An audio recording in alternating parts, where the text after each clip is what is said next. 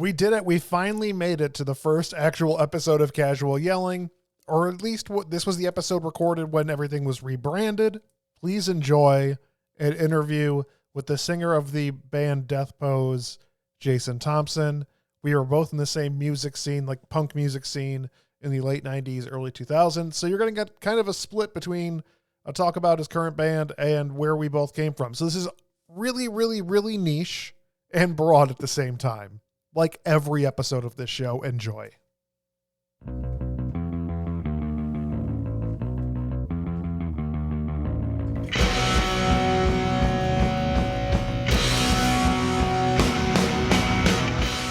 Hey, welcome to Casual Yelling, a show that we're having casual conversation, but not yelling.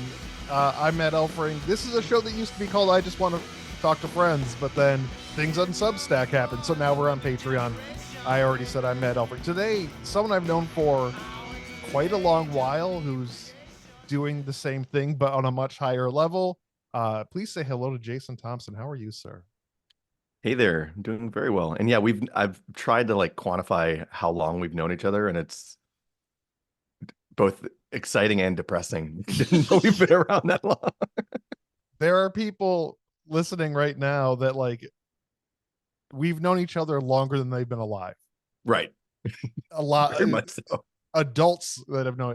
I think it's been like 25-ish years, maybe 23, 22. I mean, at least, right? Because it was probably like 98, 99, somewhere in there. Yeah, like mid to late 90s. So yeah, I guess, yeah, it's been a minute. Yeah. We know each other from what is called the Tri-City punk rock scene from that time, which was St. Charles, Geneva, and Batavia. There was an explosion of punk music and underground shows, and it was all good. There was no white laces, red laces people in it. Do you remember? Because I don't. Do you remember the first time we met? It was no. My guess is that it was at Kiss the Sky. Probably a record store that held punk shows, just music in general. Yeah.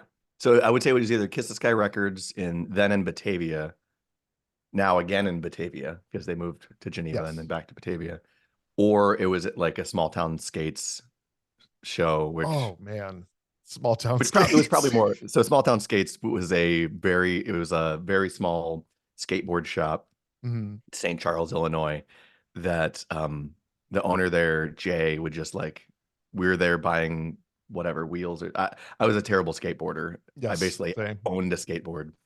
couldn't even roll around in it. I can almost manual, guys. Check this out. I could basically just roll kind of straight. And yeah, they just decided to put on shows, but it was probably Kiss the Sky. I'm guessing it was pre 9/11 for sure. Are we allowed to talk about that? I think enough time has passed where we can discuss pre 9/11 and post 9/11. Phew. It might have been Small Town Skates, which was such a small. You mentioned it was a small venue. And I think during that time I was in a band called Unauthorized Criticism as the singer, and like the band would play in a corner, and then you could fit maybe 20 people in there, but it was usually like 50 to like 75 would show up, and it was a nightmare. Yeah, I mean, it was probably a nightmare for the owners. Yeah. But yeah, it was wild. But I love those small spaces too, because like if only 15 people showed up, it still looked like it was a full room. Yeah. And then if it ended up being 50 people and it was like people couldn't get in, then it felt even better. But there's nothing worse than playing a big venue with 20 people in it. Like when Small Town Skates opened up a warehouse. Oh my God, I forgot about that. Yes. They opened up a giant warehouse to like do big shows because Small Town Skates had gotten so like popular they couldn't fit people in. So Jay moved it to a giant warehouse, and definitely not up to code. Oh no, there was electrical everywhere. Yeah, don't go on the second floor. There's exposed wires. Yes, there was rules about where you couldn't go there. Yeah, I think I'd totally forgotten about that place. That was wild. So what band were you in during that time? So the first band I was ever in was I was in like the 8th grade. I was in a band called Mucus Princess, which we played our first show with the Buzz Specters in somebody's backyard. Yeah. Somebody's birthday.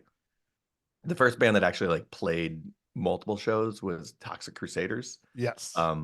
With Aaron Boynton, Sean Phoenix, and Jesse Fisher. And we did like a tape, and that's the band I think that we played with y'all first.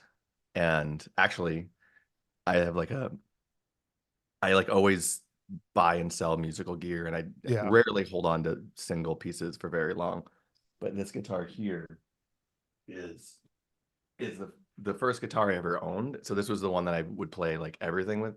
So this is a 1974 Ibanez Les Paul. I remember that guitar very well.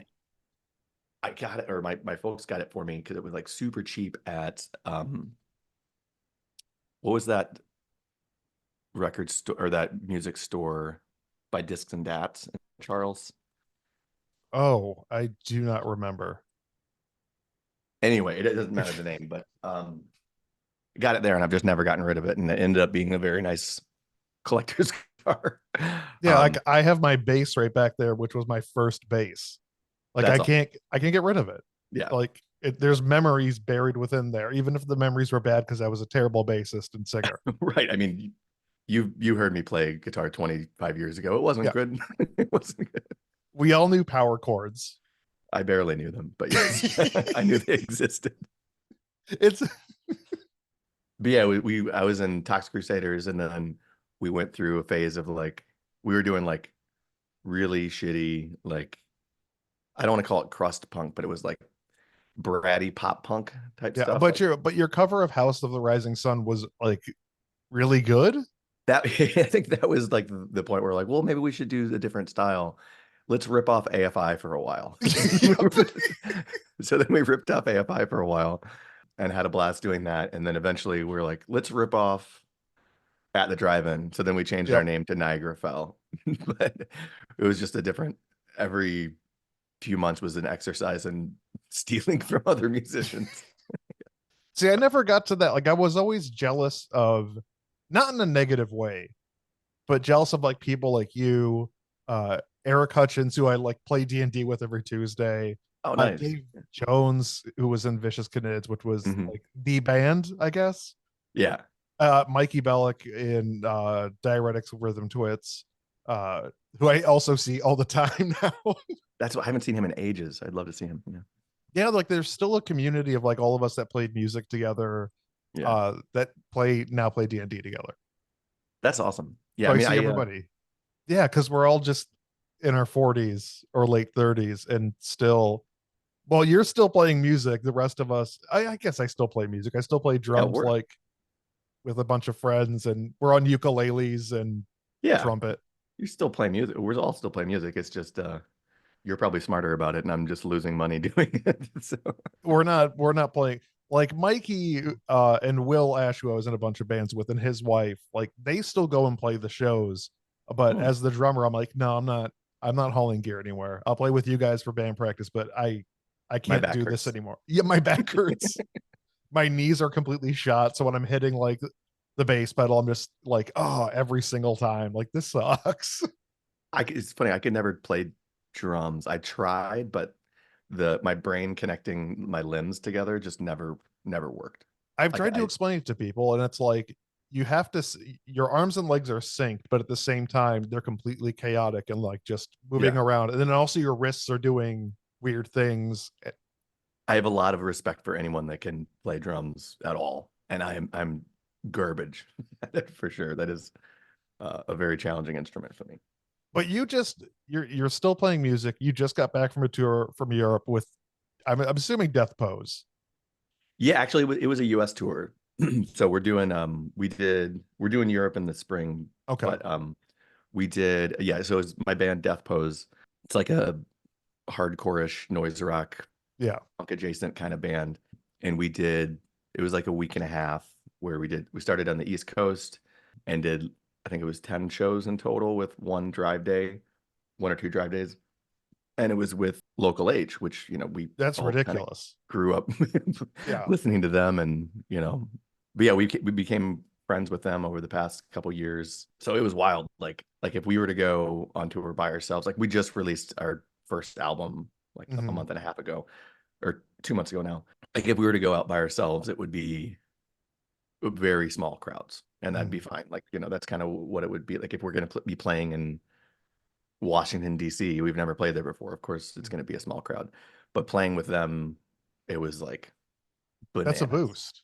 Yeah, it was sold out shows every night, and it was like those guys are super nice, super gracious. They practice next door to us here in Chicago. But yeah, it was fun. It was funny. The last show of the tour, it was without them, so we played in Champaign, and it was still a really great turnout. But it was like the first time where it was like, all right, we're not playing like a legendary club with this legendary band. We're Yeah. back to our reality check, which is a good way to end it, I think. Yeah. Like you're at a point where we released an album this year, the band The Muggles, but 20 years after like a studio session, because all of us are just like, whatever. We never released the album, so we put it out. But you're at a point where you're releasing albums, you're touring with Local H, and because of that, like you're getting awesome exposure. And like, how does that feel to you to kind of be at a place where like you're building? It's really cool, and it's something that like I don't really like think about that much until I step away from it, and then just to be like, holy shit, like my old band was able to go to Europe 2 times and do like a month, like 4-week tours, and that's something that when we were playing at Kiss the Sky, I would be like, oh my god, if I could even play in Chicago, I could hang it up. Yeah. So yeah, it's been really fulfilling. I mean, it's not something I ever would have expected to have happened, but just kind of the cards kind of like fell right places, and I'm super grateful that it did. But it's funny, like that reminded me when Tox Crusaders, or maybe it was when we were going as Niagara Fell, when we were playing in the Tri-Cities a lot, and we're like, we really got to try to play at the Fireside Bowl. Like that'd be like so amazing. And we finally got an offer to play, and my grandfather was like suddenly on his deathbed, so I had to go down. And I remember it was like a little bit of a moment of like, do you have to go down to Texas and see your grandfather? I'm like, yes, I do. I know this is a really big deal, but and I think the other guys were kind of mad at me for in the moment, but then of course realized that that's not something to be mad about. But yeah, and then we ended up playing there 11 times, or I ended up playing there 11 times in different bands before it shut down, which was like just nuts, so yeah. And Fireside Bowl was, for punk bands, was kind of like the echelon of places that you could play, because it was just an old bowling alley. Yeah. Like no one used it as a bowling alley, I don't think. And that's they had where one night a week. They had one one night night a a week. week they would do, basically. Yeah. But every good punk band like came through and played Fireside. Like that's where I went to shows in Chicago. Was that or the Metro?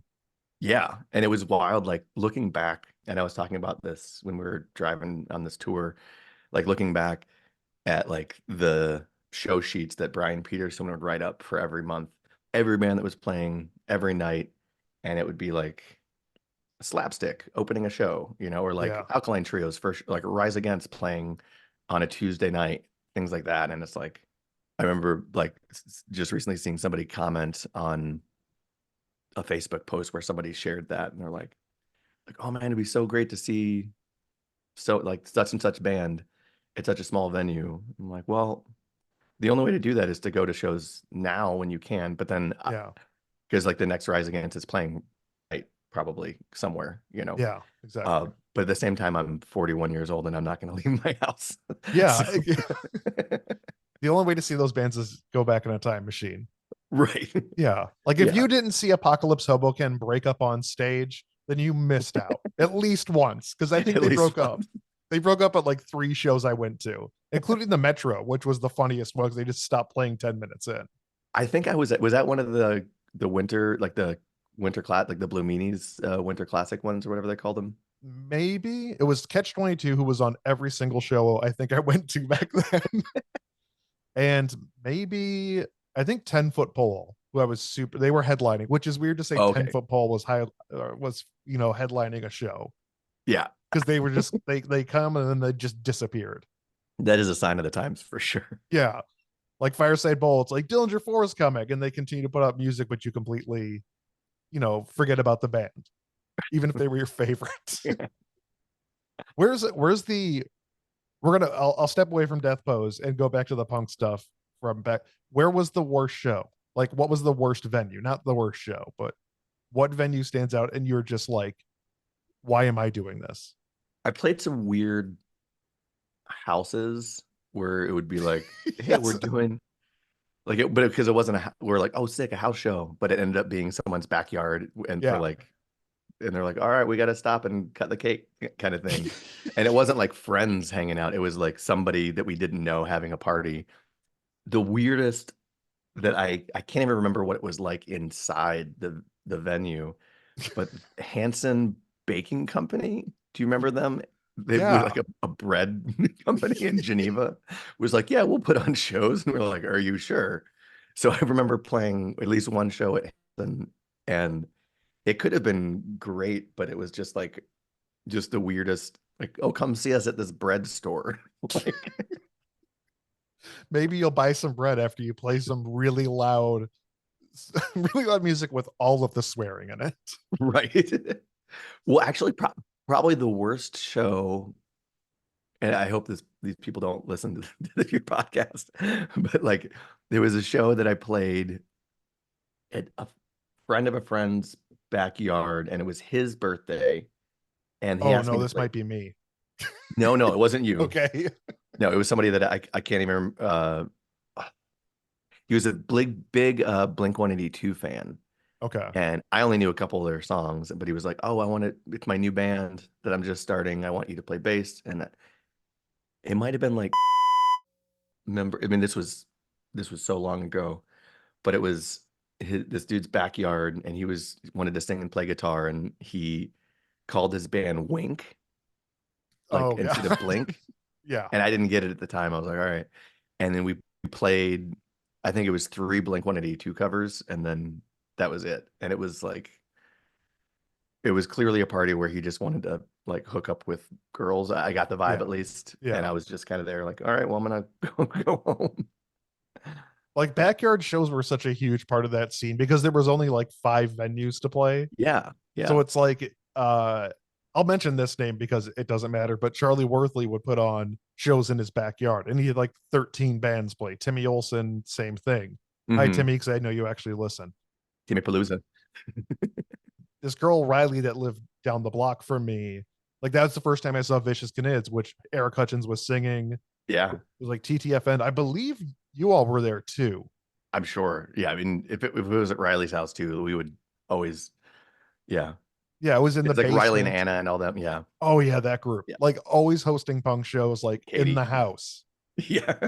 And I just feel so bad for their I was like, parents. is this allowed? Are they cool with this? Because I do backyard shows, but like we lived in a neighborhood where everyone in the neighborhood could hear. Yeah. And like as an adult, you feel bad because you're a teenager and you're full of angst and you're writing the worst. Like the songs are bad, but like the lyrics are worse. Yeah. They're bad poetry wrought with profanity. Yeah, especially if you're Vicious Knids and your songs are like, I want to stick my dick in the nachos or Right. something like that. Right. It doesn't translate to other generations quite as well. Because music now is so, and you're in your 40s and you're writing music, which I would assume is much more mature. I mean, I watched like one of your music videos because I'm like, what's Jason up to? And I'm like, oh shit, you're singing? Because I've Yeah. never heard you sing before. I don't think. Yeah. Maybe backups. Yeah, only backups up until when I was in a band called The Sky We Scrape. But yeah, it's definitely not singing about putting any my body parts in the concession foods. I'm gonna look through your liner notes just to double check. You're welcome to. You'll be very disappointed. So how did this band come together? How did Death Pose come together? I was living in Germany for about 6 years, working, and I was playing in a band over there called Little Teeth. The craziest thing happened in 2020. The And pandemic. yes, during that same time, the company I was working for was involved in the largest financial scandal in German history. Oh, So much that there's a Netflix documentary about it. and they use a voiceover I did in it. So Okay. I get a new IMDb credit, but also I lost my job. So plus and changed, minuses, pros and yeah, I'm like, cons. well, yeah, I didn't get paid for that, but changed jobs, and then my wife and I decided to move back to the States. Mm-hmm. And in doing so, like around the same time, I was talking to my friend Alex. They used to play in this band called Typesetter from Chicago, and my old band, The Sky Was Grape, would play with them. And they were neighbors of ours, so like I would see them all the time, but we never actually played together. So we're like, hey, if I move back, it'd be cool to do something musical together, just to kick around some ideas. And then we ended up starting this band. It originally wasn't called Death Pose, it was called Big Bird, which guess why we had to change our name. So we named the band Big Bird because we like, I hate picking band names. Like I'm Yes. like, even if you find a good band name, it's going to be taken. Yep. So Alex and I were bouncing around ideas, and they were like, you know what, screw it, let's just call the band Big Bird. And they were totally joking, but then immediately we're like, let's just do it because it's Yeah. clearly already taken. Like it's leaning into it, and then we ended up getting not an actual cease and desist, sadly, because I really wanted to have a formal like cease and desist letter from Henson. Yeah. But the label that released our record was like, yeah, our legal team said you can't do that because if there is a cease and desist, then that usually comes with destruction of all the copies of the record that haven't Yeah. sold and all that stuff. So, and they actually have like formal distribution, like physical through Death Wish Records, and then excuse me, and then their digital distros through Sony, the Orchard. So much more than like handing out cassette tapes Mm-hmm. like we used to do in the past, or like, oh, Yeah. I'm on the Poopy Brains Records comp, you know, like so a little bit more visibility. So yeah, so it started kind of just as a project to just feel out, and then ended up, yeah, we ended up playing some cool shows so far and put out a record. Yeah, but originally Big Bird, which is really funny which is really funny to me. That was in a band called Big Bird. Yeah. I spent an hour and a half this morning. I'm like, all right, casual yelling. Like I hate naming things too. That's why this show was called I Just Want to Talk to Friends, because it was just like such a bad name. And I'm like, that's funny to me. It's a bad name for a show. But I spend hours searching like Apple and Spotify. I'm like, please don't let there be a podcast called Casual Yelling, because I'm so tired of coming I up with know. things for things. And there wasn't a name. I'm just like, perfect. Let's just go. I Good. don't care. Yeah, I mean, I'll say it's a good name, Casual Yelling. I think Thank that's you. good shit. Much better than I Just Want to Talk to Friends. That's good too, though, because it tells you what it is. Exactly. Right, it's a cup. That's why but it's so long and I'd have to abbreviate it. And I'm just Yeah. tired of writing the whole thing. Yeah. But yeah, names are so, I mean, at this point, they're pretty arbitrary. Like you look at Yeah. some of the more popular bands these days, and it's just like Car Seat Headrest is a band name. Perfect. I was in a band called Inspector Owl. Like, what Yes, is you that? were. I remember that. I mean, Radiohead is a dumb name, but it's also kind of cool. But what does that mean? When you separate it from the actual band and everything you know about the band, like, yeah, Radiohead's not good. Yeah. Like, oh, Limp Bizkit. All right. I'm not backing Limp Bizkit. Like, oh, that's a terrible band name. The Butthole Surfers. Yeah. Like, what was it, 90-foot Jesus or 20-foot Jesus? Like some height of Jesus. For yeah, sure. the height of Jesus. That's my new show. Check it out. The height of Jesus. What's your worst band name that you were in? That I was in, Yeah. probably Mucus Princess. Okay. Because also we spelled mucus wrong, so that we could have an anarchy symbol in it. So it was perfect. I know what this band's about. I saw the A in it. They're called Mucus Princess, and actually we took the name, we lifted it from Billy Madison. At the end, Mm-hmm. there's one of the moms, like the hot moms, has like she blows her kid's nose and then like wipes it on her face. So then they call her the mucus queen. Yeah. So we're like Mucus Princess, but then we spelled it wrong to have an anarchy symbol in it. So because you're 16, 17 and like conformity sucks. Yeah. And now you're 40 and you're like, conformity's fine. Just whatever. Niagara Fell was I think, a good band name. Yes. Dave Marcinkowitz came up with it, and we stole it without really asking. I think in hindsight, that was like, we're like, oh, it was a cool. I was in the band too. That band's broken up. Let's just use that instead of Toxic Crusaders. And then I remember him being like, "Hey, dude, what the fuck?" I was like, "Oh shit, we should have had that conversation." But that name was also a challenge because people, for the life of them, could not spell Niagara. Yeah. They would leave out one of the A's.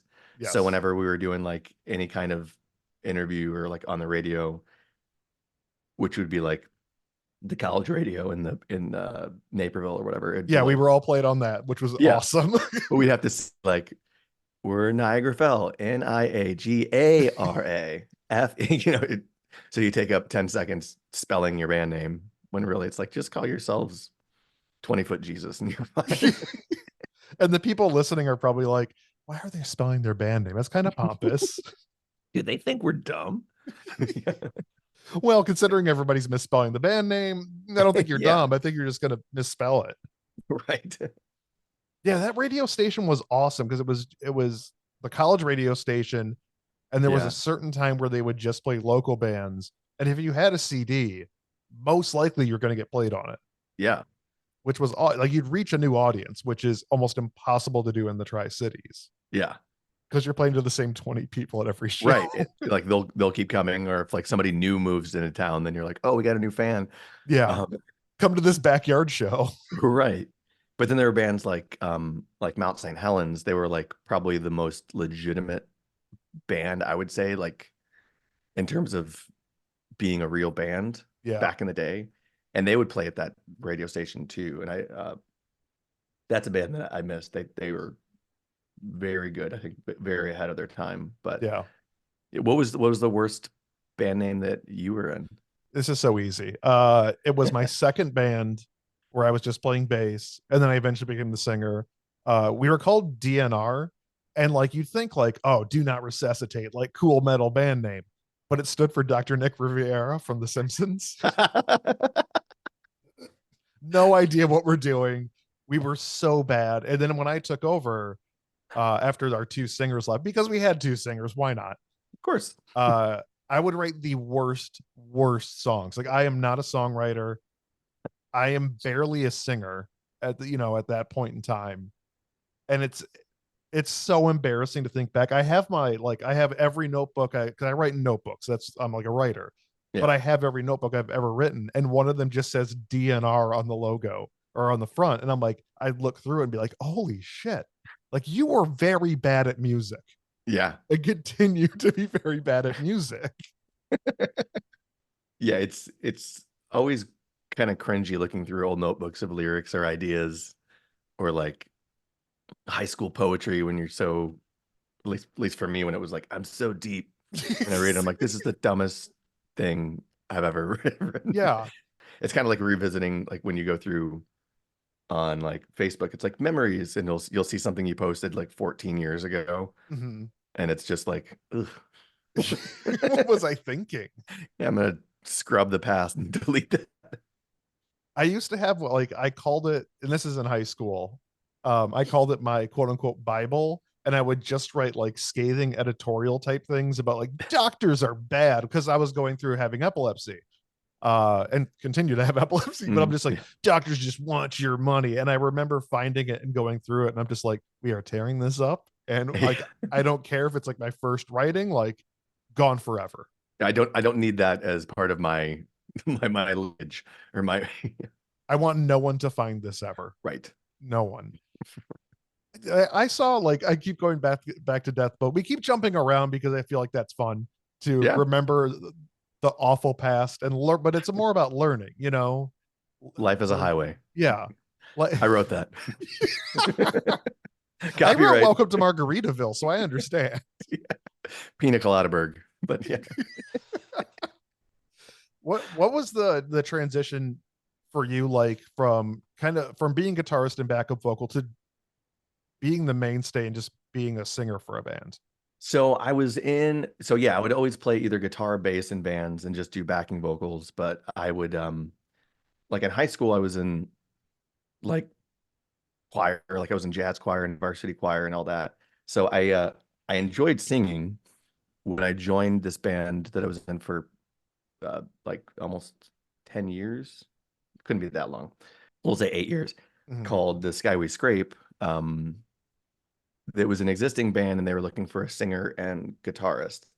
So I met up with them, and their previous singer, there's like, that's the whole story, but they're like, they just wanted a fresh start. So I came in and I was like, yeah, I'll try it. I've never sang in a band, and ended up being a good fit. And then we ended up like, it was a good exercise for me to like work on like different melodies within, like writing my own melodies rather than just like, for backing vocals, I would be either doing a harmony or complementing what the other singer was going through or writing.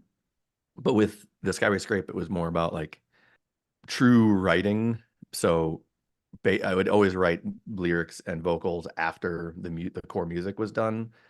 I'm generally not someone that writes, my melodies while writing a guitar part, and definitely not lyrics.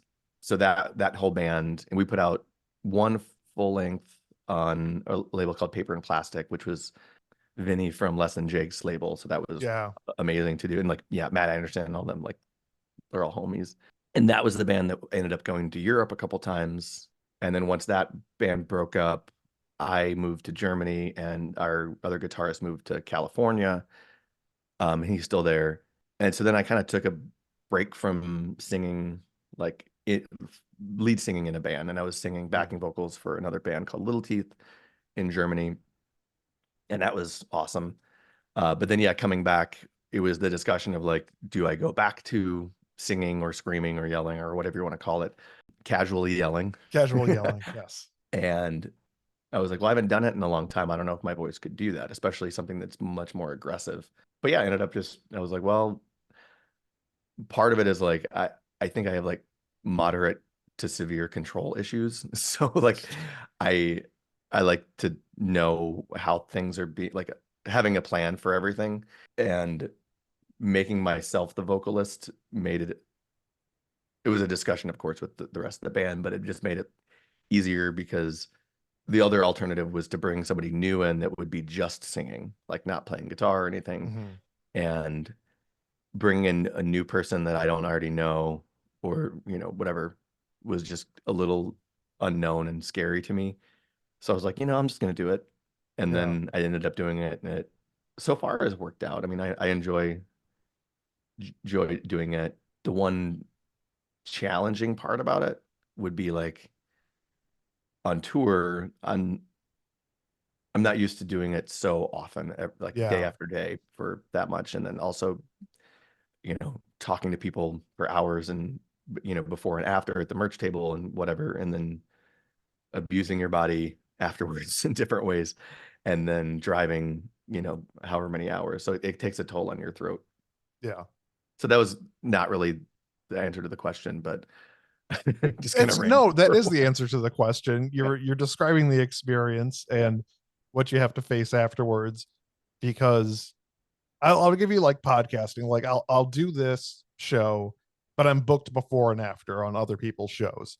So by the time I get to like that third show, I'm just like, hey man, like you're not yourself anymore. Like your voice sounds awful for talking for 3 hours, and you're singing, so you're really putting a lot of stress on the vocal cords. I got to show you something. Please do. For those that watch the visual aspect of this. There's no video on this. I'm too lazy. There's no? No, just tight. Audio. So I'm going to have to explain this with my words. So there's this thing, which looks like sexual. It looks something moderately sexual, but also has water in it, and it's not a bong. This is like a singing straw vocal trainer. Okay. So you take these things off. This is, little great plastic piece to hold the water in.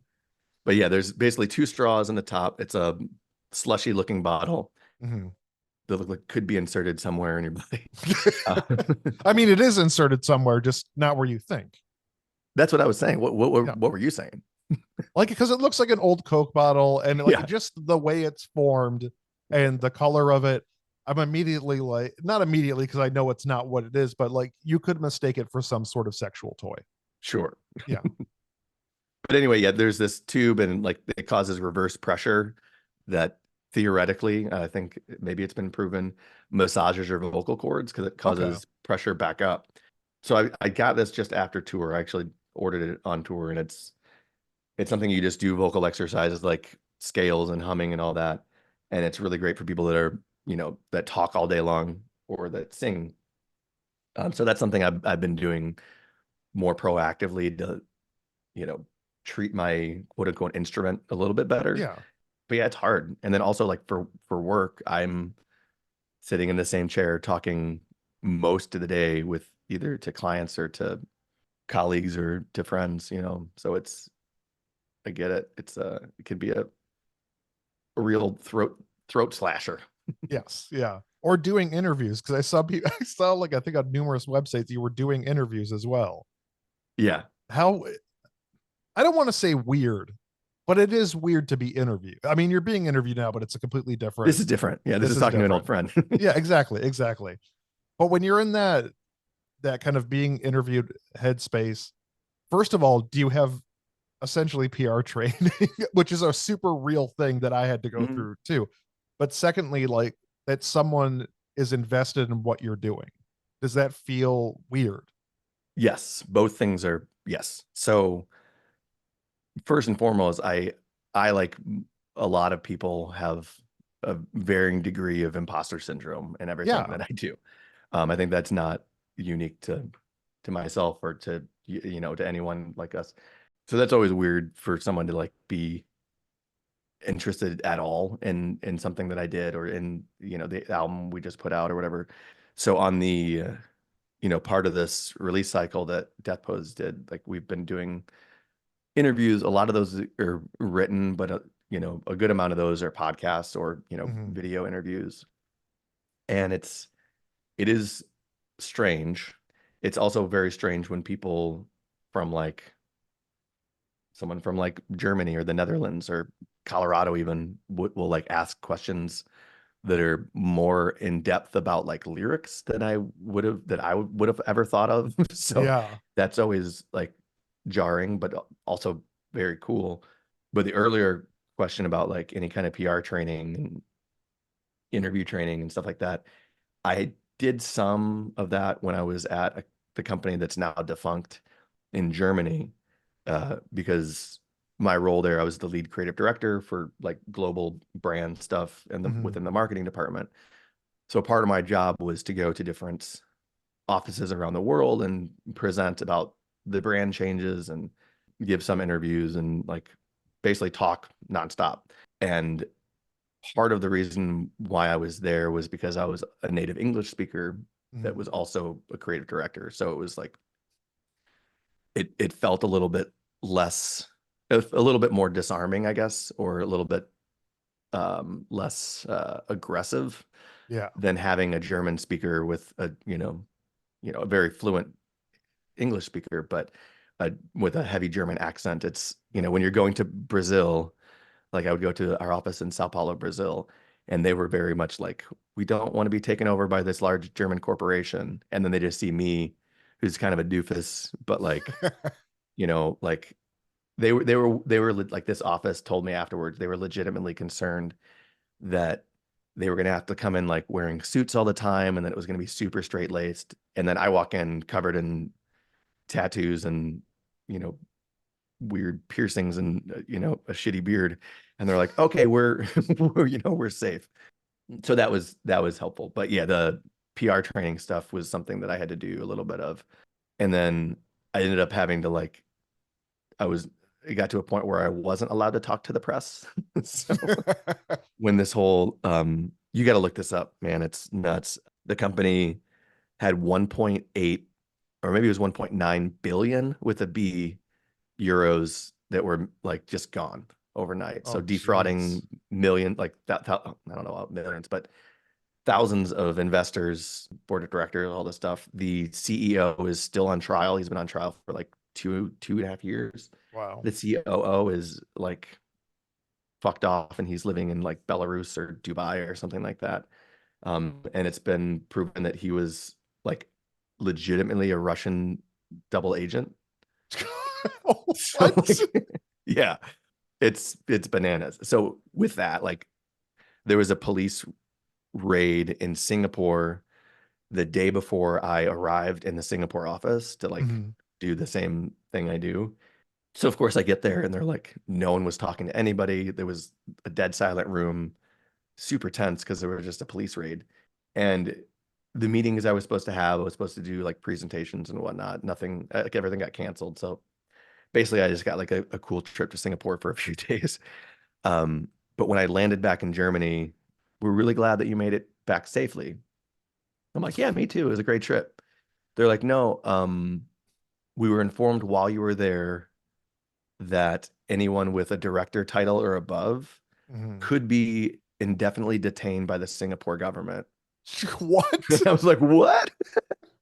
I'm like, I have a degree in graphic design. They would be very disappointed. They're like, they wouldn't care. They would just kind of want to use you possibly as a pawn, or like you could just be in their prison for years.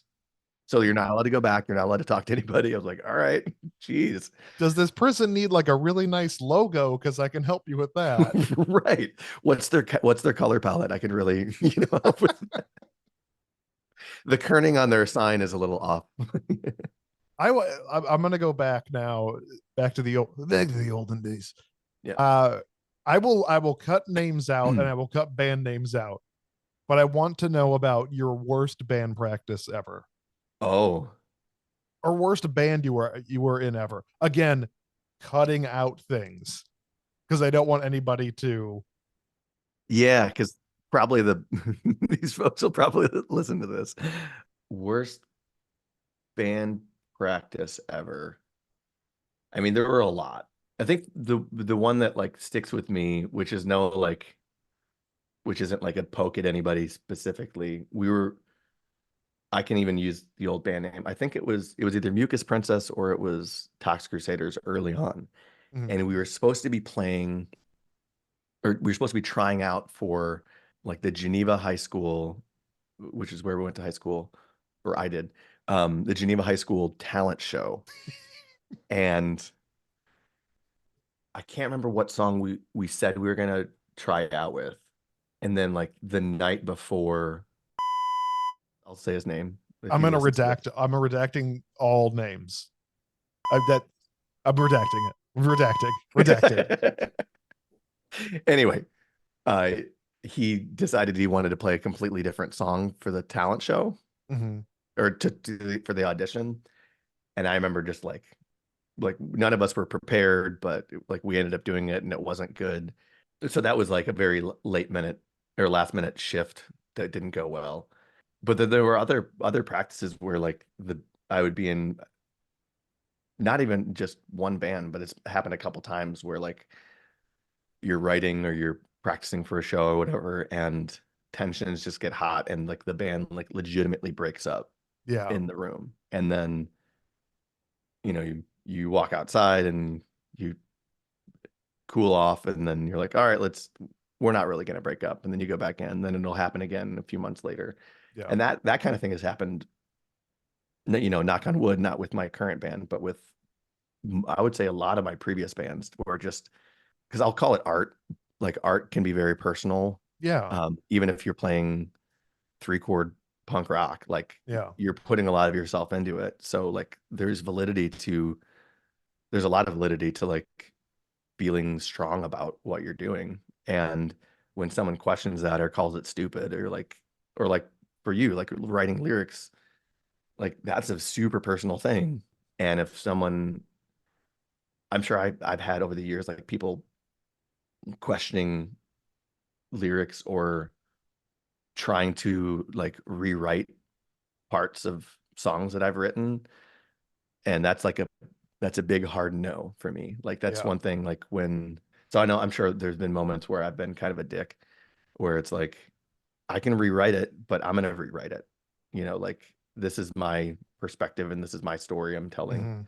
Yeah, but there's definitely been like some near breakups in band practices that have, hindsight's like, it's fine, but in the moment, like that's your world crumbling down when you're like, Yeah. this is my identity in high school. It's this punk band.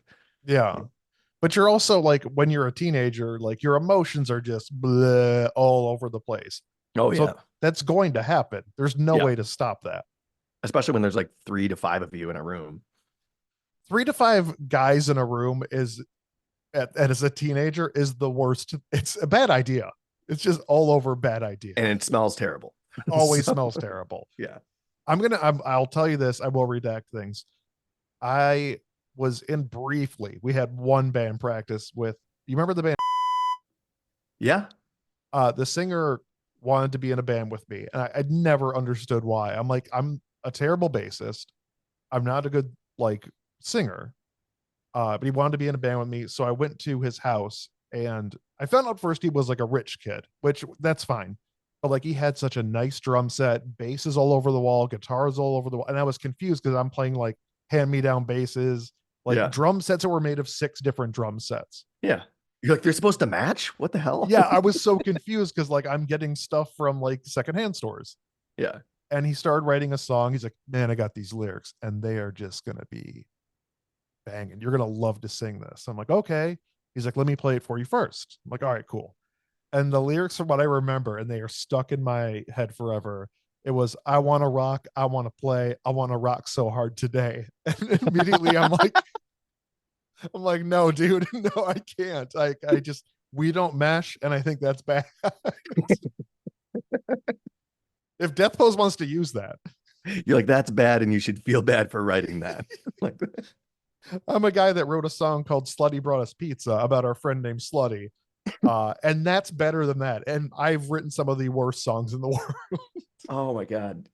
Yeah, some of those rhymes, like I remember there was a metal band I was in, and the lyricist in that band wrote some that were like basically like, I'm in love with you like a dove from above.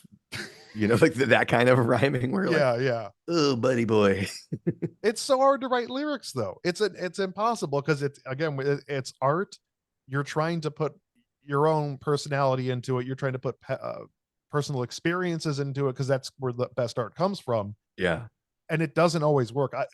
50% of what I write just goes in the trash because totally. It sucks. At least, yeah. How much of your songwriting goes in the trash? Just done. Lyrically, not songs, sorry, lyrics.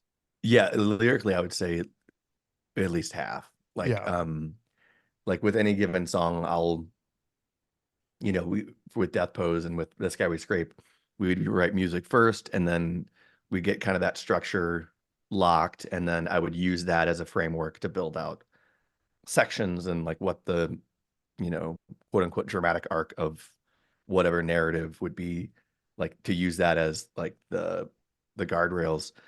And then like most people, at least I think most people, when you're in the room practicing it, I'll first start with melodies, and then I'll get like a melodic phrasing or like syllable phrasing loosely locked, and then comes the part where I throw everything away, which is like, all right, within this AB section, or whatever it is, here's this story or whatever, here's this call and response or whatever. And more often than not, the first handful of ideas are totally garbage, and then I'll use like one nugget that kind of works, and then base everything else around that, and then it usually kind of comes to fruition that way. But yeah, most of it, I think that if you don't, it's like with anything, if you don't quote unquote fail, then you're not going to improve. So it's good to like be critical on what you're creating, because it needs to be genuine and needs to be like the best version of itself. So yeah, definitely a lot percentage wise. Yeah. I mean, because when you're a teenager, you think everything you write is gold, because we all have big egos and confidence because you're in a band playing shows at Small Town Skates. Yeah. And then when you're an adult, like 20 people showed up. Yeah. This place is packed. Yeah. They all paid $2 to get in. Suckers. Yeah. But when you're an adult, like you have a realization that not everything you do is great. And I think, and again, that's imposter syndrome, which we talked about earlier too. Yeah. Because you feel like everything you write or the way you're putting together melodies and singing, like you think that's bad, and other people may not think that, but you question yourself as an artist. Yeah. Yeah. And then like to your earlier question about like being interviewed and is that weird? It's especially weird when someone will talk about XYZ song Mm-hmm. and be like, oh, I really love the lyrics to this. Can you talk more about that? And I was like, I thought you would hate that. Or like there's one song in the album that was like it was the second track on the album. It was almost didn't make it on the recording just because Mm-hmm. it was written like so last minute. And like even the lyrics I didn't write until like that one I wrote 20 minutes before I recorded it vocally. Yeah. And that I think like the time pressure sometimes can help because there's like I said before, there's validity in like bettering it and making it the best version of itself. But then you can get stuck in this loop of like when is it done, and Yeah. it could never be done. Exactly. There's always room for improvement. So then to have like shit, I have to record this in 20 minutes. I need to like force myself to get through this. That made the pieces that went in the trash a little bit more minimized, but it also made the first part of it better because I was like under pressure to do something off the cuff that would work. And but you can use that pressure to make a song better. I mean, Exactly. Yeah. because it comes from Exactly. personal experience. Yeah. This is where I wrap up the show and say, like, hey, Jason, plug all of the things. And I point to you aggressively and no one can see it. I can see it though. That's what matters. Plug it. So yeah, I mean, if anyone listening would like to hear my most recent and current band and a band called Death Pose, you can find us on all of the social medias and all of the streaming platforms. We have a new album called Midnight Society that came out on October 20th on Brutal Panda Records. They're based out of Philadelphia. We don't have any live shows coming up right now, so you can't see us live, but we take a listen for sure. And then, of course, if you want to listen to some old stuff, my old band, The Sky We Scrape, is on all streaming stuff. I want to get old Toxic Crusaders and all those other bands, Niagara Fell, on. I need to get those on those streaming platforms. I think that'd be cool. I have a lot of the old school stuff. I know I have every band I've been in that's recorded stuff. I have old Vicious Knid stuff. I have old Rhythm Twit slash Diuretic stuff. I think old Diatera stuff, which we never discussed. The one metal band out here. They were great. Yeah. Like, Yeah. yeah, especially later on, like when Aaron joined too, and yeah, Shawnee. I haven't seen Shawnee in forever, but yeah, that was the one metal band that was like, yeah, Good. that was wild. Well, Uh, for the time. for the time, Yeah. yes, yeah, but you should send that over.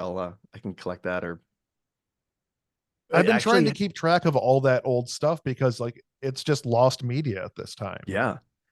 Have you this is a little bit of a sidestep, but like have you seen the Bandcamp page, like the DuPage hardcore No. scene? So I think it's Adam Kowalski who's in ROM Oh yeah. back in the day. So I think he's the one that kind of heads that up. But he has I'll email you this link, but he has hundreds of different albums that were released back in the day from like he put up Toxic Crusader stuff, Foursquare stuff, like Leonard's Innards, Apocalypse Aboken, any of those bands that were kind of like tertiarily from, the Tri-Cities or DuPage County area. So no, he has a pretty robust collection too. I'll have to send that because it's a wild time capsule. Yeah, I definitely like I miss so many of listening to that older stuff. Like we're so young and we're trying to make music. Some of it's good, most of it's terrible, but it's like such a great snapshot of because it was Tri-Cities music scene was so it was a great community, but like there were so many bands that came out of it. Yeah. I mean, and I don't, I'm so far removed from that world. And also like being 41 years old, it's not like I'm not going to be like the hello fellow kids, Yeah. showing up to a house show.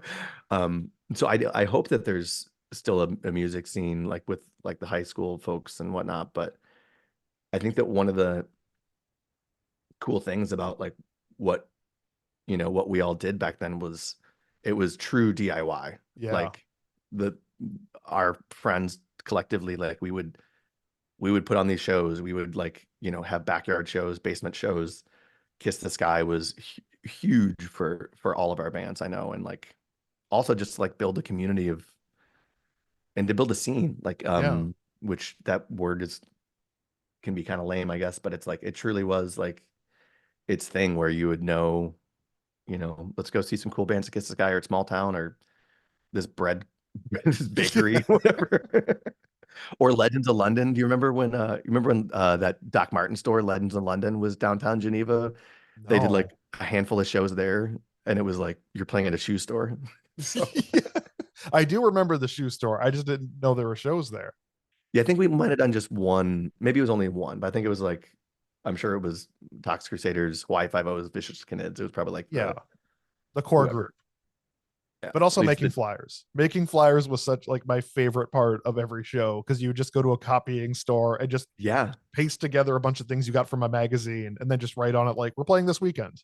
And that was like probably my first dip into graphic design, which ended up, that's what I went to school for and like how I built my career. Yeah, I would say those, like in hindsight especially, like that music scene that we had together was, I would say, mostly responsible for me doing visual design and doing music still. Like that's wild to think about, like those formative years. That's why I became somehow a professional writer, even though my writing was trash.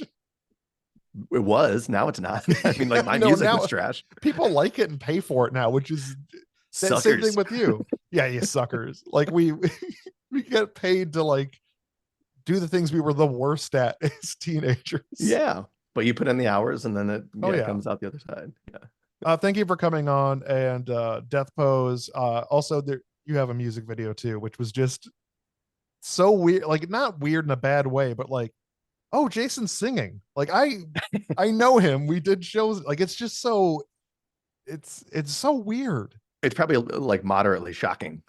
Sure. It is because it's weird to see. I've said weird like 30 times, but it's bizarre to see someone you played music with like still continuing that passion. Because so many of us like just completely fell out of it because, family, adulthood, like it kind of just takes over your passion sometimes. For sure. For sure. But thank you for coming on. I appreciate it. And you're the first technical guest on Casual Yelling. Love it. No one's yelled during the entire episode. What? Okay, there's one for one. We have one yell.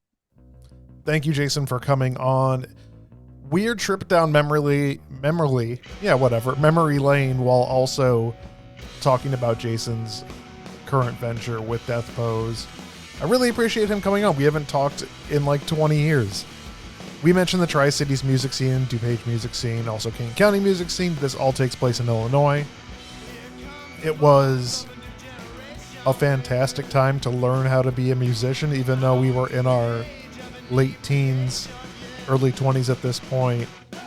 And I don't know if there's still a music scene out here because I'm 40 and, people are in their teens playing this music and learning how to become musicians. And also rock music and punk music isn't as big as it was, in 1999 through 2004. Anyways, End Music by the Muggles, who was a band during that time. This is from their album. The song is called Gilded Age, features Tom Wanderer singing, Will Ash on guitar, Andrew Parks on bass, and me, Matt Elfring, on drums. This was our studio album we recorded in 2003 and released in 2023. You can get it on vinyl. I believe it's muggles.bandcamp.com. We will see you all next week on Casual Yelling.